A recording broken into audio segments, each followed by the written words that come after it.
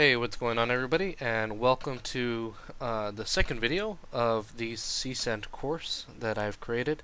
Thank you so much for watching. Today we're going to be talking about cabling and speeds. So without further ado, let's go ahead and get started. So in the networking world, there are a ton of cabling. And me coming into this new job, I wasn't really exposed to fiber optic cabling, which we'll talk about in a bit, and it's something that I kind of had to learn. And I'm going to give more of a detailed overview of fiber optic cabling because of all the different kind of connectors and stuff, since it really hasn't been standardized yet. So let's go ahead and talk first about what we actually see in a network. So in a network, we'll typically see here we have the internet, and then we have a connection coming from the outside to our router. Everything below this line is our corporate network. And connected to that router, we have a switch, and connected to that switch, we might have a cable going out to a server, another cable going out to a PC. Now these two devices would be located on something called a rack. It might be a 12U rack, 12 unit rack. It might be a 24U or a 32U, a 42U, but nonetheless, we might have a little rack mount. And here we might have the server, 01. Over here we might have the router.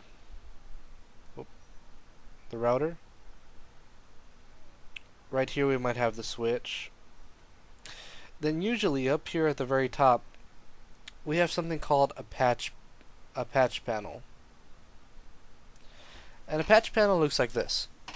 If you've ever been inside of a NOC or a MDF or an IDF, you'll see a bunch of these ports here. And running from the back of this is a Cat 5e or a Cat 6, sometimes also referred as an Ethernet cable. This is what is standardized at this point for data communications. And most of these cables are what are called UTP, or an unshielded twisted pair, which means that if you were to take this apart, you won't find any kind of shielding, but there are pairs of cables. There are 4 pairs of cables that are kind of crossed together, if I can draw this out like that, and then they are actually twisted around each other. What that twisting does is it pretty much creates a little force field, if you will, or electromagnetic field that will not allow certain interference to affect the integrity of the cable. So, behind this patch panel, we actually have one of these. I just call it a wall jack, but it's an RJ45. This here is referred to as an RJ45 connector. This is an RJ45 jack. You'll notice here it's plugged into an RJ45 jack. And behind this patch panel, this is actually running all the way from the back of the patch panel all the way to a port here. Let me go ahead and redraw that. All the way to a little port right here on a wall jack, like this one. And this PC connects with an Ethernet cable, or a Cat 5e cable, or a Cat 6 cable, over to that port. So now we have a physical link. Throughout this whole video, we're going to be talking about layer 1, the physical layer of, I don't know why I always do that, the physical layer of a network. So now we have this PC, it's connected to the wall jack, and then we have a long cable running all the way back to the patch panel, and here we have another little port there, as you can see right here on the patch panel, and that has a patch cable that's running from here over to the switch on a port on that switch. So you might be wondering why we need a cable running from here to here. Why do we need this patch panel? And honestly, we don't really need it per se. I mean, we could actually just run a cable from the PC all the way to the switch, or we could run a cable from the PC to the wall jack straight to the switch. But this allows for better management. If we ever had to use another cable or move stuff around, it'd be much easier to manage just what's here on the MDF by just switching over a cable here and there. Same goes for the wall jacks. So it kind of allows you to troubleshoot and do some quick management this way. So this is a physical part of the Cat 5e and Cat 6 cables.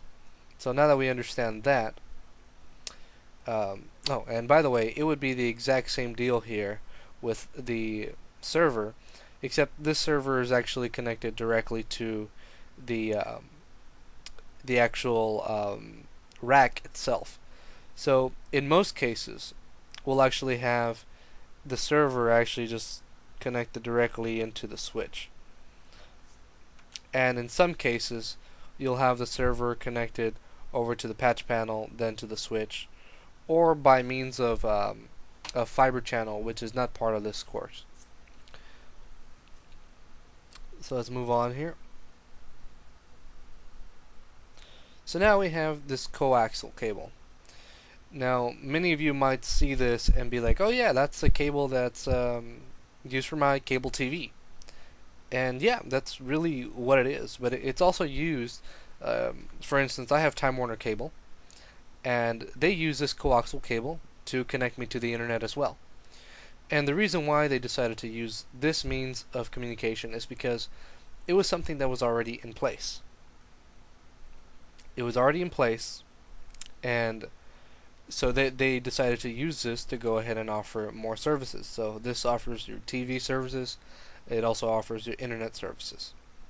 So that cable was used, and it runs all the way from your internet service provider to a jack on the wall, and that runs into your cable modem usually, and that runs into your router. And the point of demarc is of course right here. And the point of demarc is essentially where your responsibility and their responsibility is split. Everything past this point is your responsibility. I keep doing that. And everything past this way is their responsibility. If the modem breaks, if any of this wiring breaks, it's their responsibility to fix that. Anything on this side, it's your responsibility. I want to go back really quick and touch up on the Cat 5e. Now, Cat 5e and Cat 6 have certain speeds and certain distances that they can travel. So, without being repeated, an Ethernet cable, a Cat 5e or a Cat 6 cable, can only run 100 meters before being repeated. What do I mean by repeated? So, if you have a Cat 5e that's running 100 meters here, you would have to put in a switch to repeat the signal out 100 meters this way. So now you'll start to see signal degradation after maybe about 85 meters or so. So you don't want to push this limit too much before adding a switch, or sometimes called an IDF. So you'll pretty much have another rack somewhere else where you'll have this IDF sitting to spread the signal and to, make your network larger if need be. Okay, so another thing about Cat 5e is their speeds. Now their speeds is pretty much as it can go up to 1,000 megabits per second. So we'll talk more about what's the difference between megabytes and megabits later on. But I just wanted to let you all know that.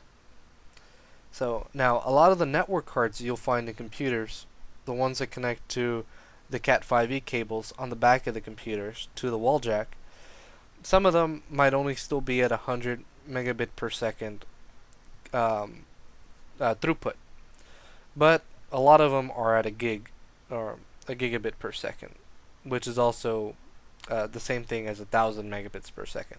But we'll go ahead and go over speeds a little bit later.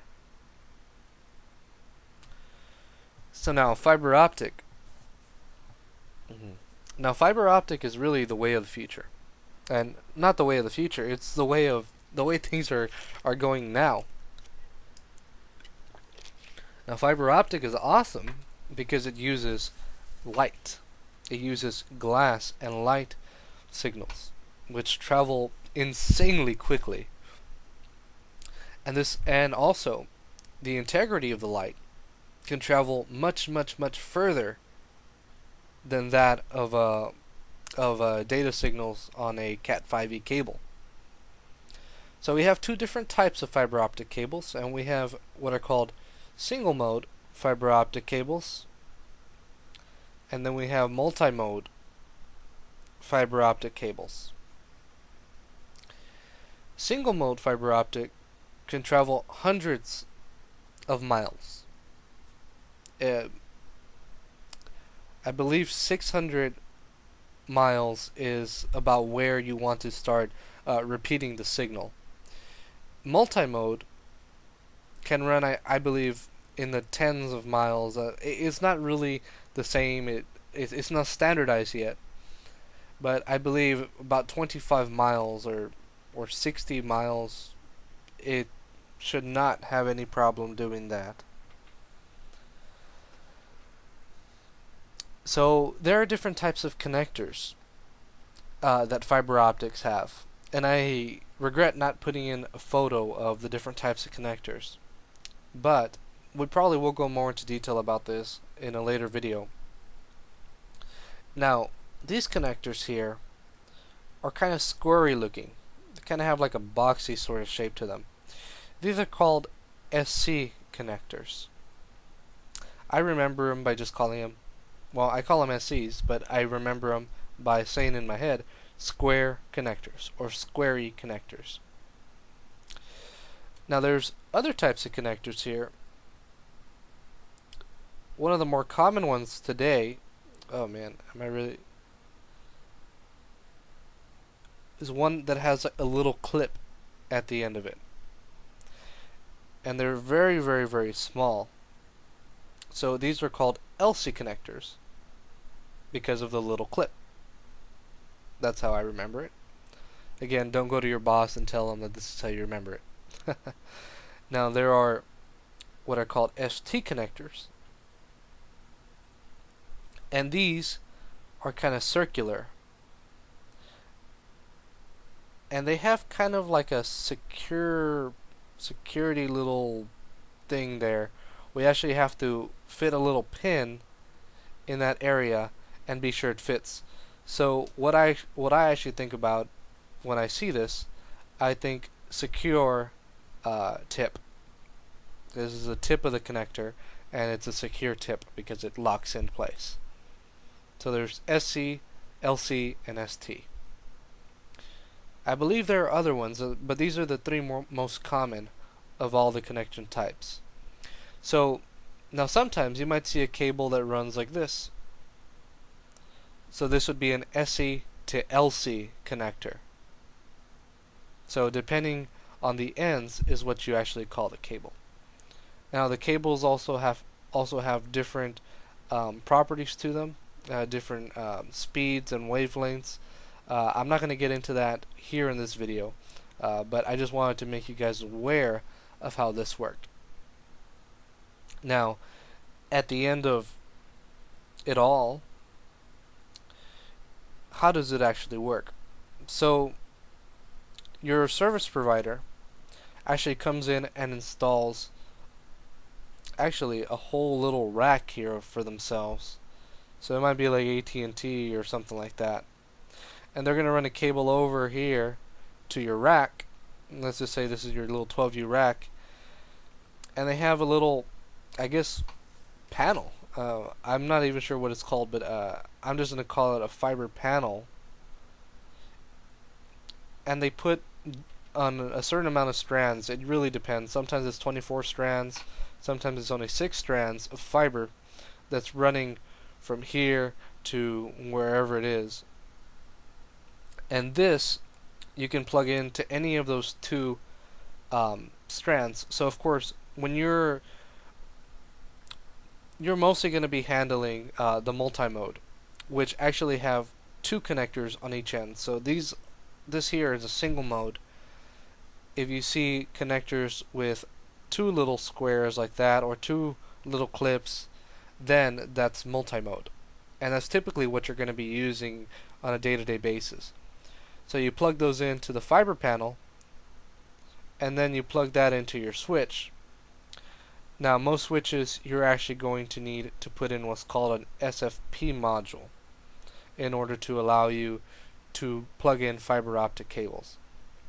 So these SFP modules can support up to, I believe, I'm not sure if 100 gig is out, but I've seen 10 gig modules and then 1 gig modules.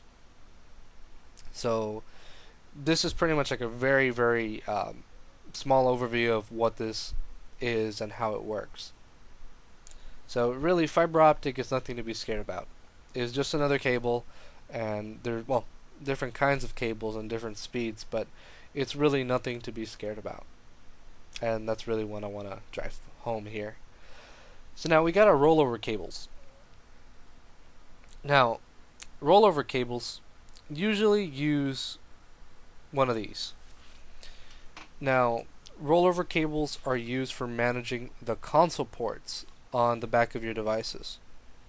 When you first turn on a device, you're obviously not going to have any kind of access to it unless you actually plug in this console cable.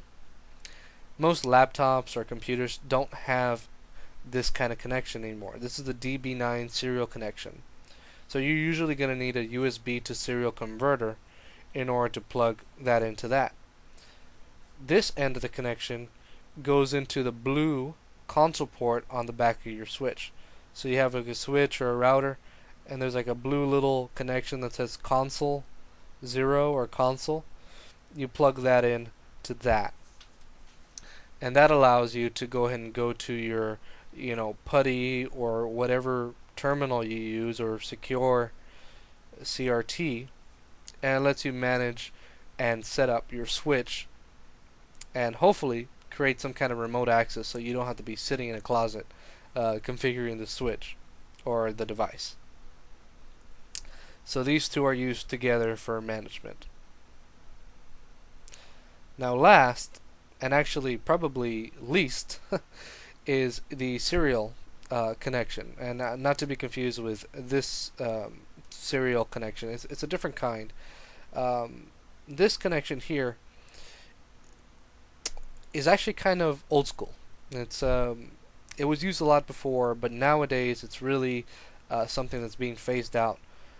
And what this did, your service provider used to come over and set you up.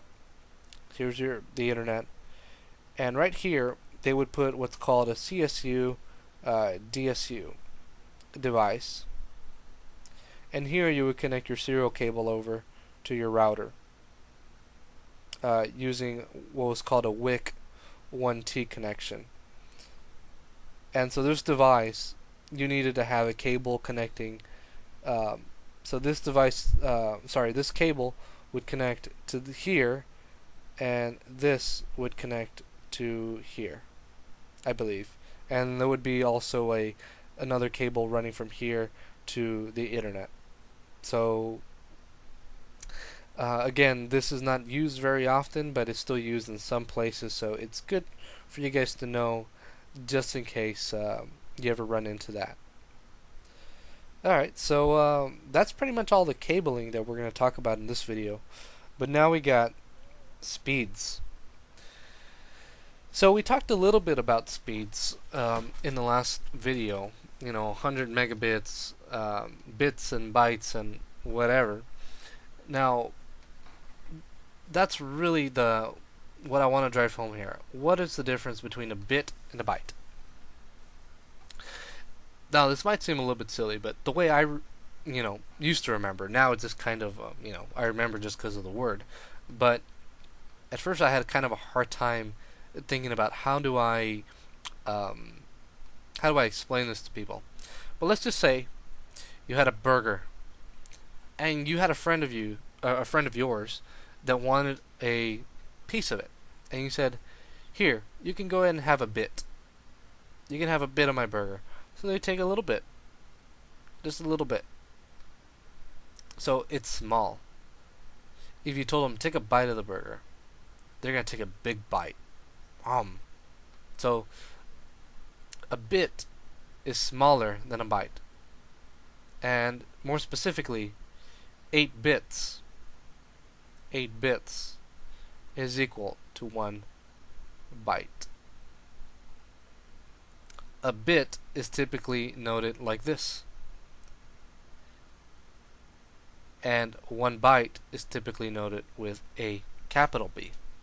So lowercase b and uppercase b do matter. This is a bit and that's a byte, because a byte is bigger than a bit. Simple, right? So now we start going into what's a kilobyte, megabyte, gigabyte, terabyte. And here we start going into the extremes here. Most of the time you'll be dealing with that in terms of data and storage, and everything below that you really won't deal with it, at least not yet, and in most cases I should say. So 1,000 bytes, so 1,000 of these big bytes is equal to 1 kilobyte, and then 1,000 kilobytes is equal to a 1 megabyte, and it keeps on going until 1,000 megabytes. I think you're getting the idea now. Is equal to 1 gigabyte, and then here 1,000 gigabytes is equal to 1 terabyte. So that's kind of how the idea is. So what is a bit really, and what is a byte?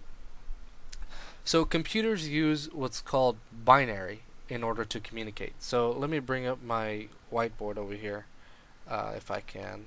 Let's do that. So they use what's called binary, which is nothing more but ones and zeros, or zeros and ones. So, like we mentioned, if you want to see what a bit looks like, this is what 1 bit would look like. So that's it. If you want to see what a byte would look like, a byte might look like this: 1, 2, 3, 4, 5, 6, 7, 8. So there's 1 bit, and here's a byte, because there's nothing more than 8 of these bits. So it uses this binary to go ahead and represent a command or a letter. So ASCII is what's used to define what a letter is represented in binary. I don't know whether this is the case or not, but let's just say a lowercase a is equal to 1. So in order to represent that in a byte, it would be 1, 2, 3, 4, 5, 6, 7, and that's a 1 bit. We'll go into this a little bit later when it comes to IP addressing, but for now you just have to understand that this is how computers communicate, and this is how computers represent certain ones and zeros with actual applicable things. So in terms of speed, when you're talking about a byte, it means that it can transfer 1 byte of information per minute. If it is a kilobyte, it means that it can transfer 1,000 bytes of information per second. So to make it simple, it's going to be, I'm going to just draw it out like this. 1 kilobyte per second is 1,000 multiplied by 8 bits. And 1 kilobit per second is 1,000 multiplied by 1 bit. So that's really the difference. This is multiplying it by 8 bits, and this is multiplying on it by that one single bit. And of course 8 bits is a byte. So hopefully you guys were able to understand that. I know we will be going more into detail on binary in actually probably the next video. So if you guys enjoyed this topic in this video, please be sure to leave me a like and subscribe to my channel, and keep on watching my playlist if you're interested in CCENT or networking technologies. Thank you all so much for watching, and have a great day.